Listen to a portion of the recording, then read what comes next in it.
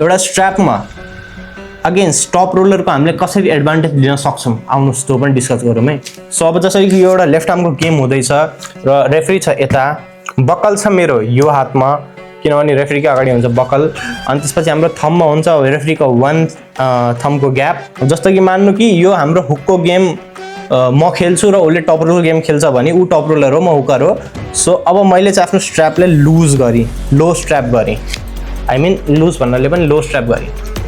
So मैले लो strap गरेँ, उसले हाई स्ट्र्याप राख्यो, उसले हाई स्ट्र्याप लाग्यो किनभने उसलाई प्रोनेसन गर्न सजिलो हुन्छ र मैले लो स्ट्र्याप किन राखेँ भने मेरो रिस्ट उसले लगे पनि मलाई एउटा पछाडिबाट एउटा फोर्सले रोकिदिन्छ क्या, मेरो डिफेन्सिभ साइडमा रोकिदिन्छ।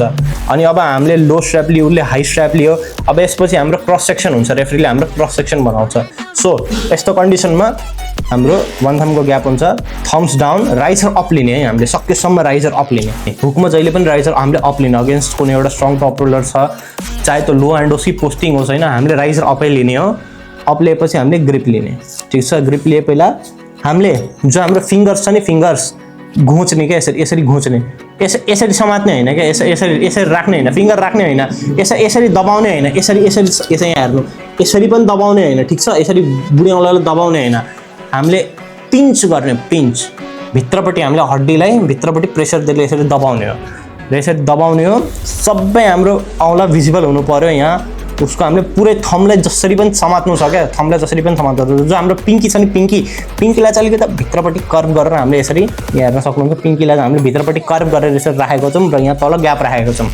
अब यसपछि उसले अट्याक हान्छ र मैले उसलाई कप गर्छु। त्यो अट्याक गर्नुभन्दा पहिला म तपाईँलाई देखाउन सक्छु मेरो एल्बो प्लेसमेन्ट चाहिँ जहिले पनि सोल्डरको सिधा होइन, मेरो छातीको सिधा हुन्छ र मेरो सोल्डर यस्तो हुन्छ। उसले गो भन्छ अनि त्यसपछि म आफ्नो अट्याक गर्छु। ल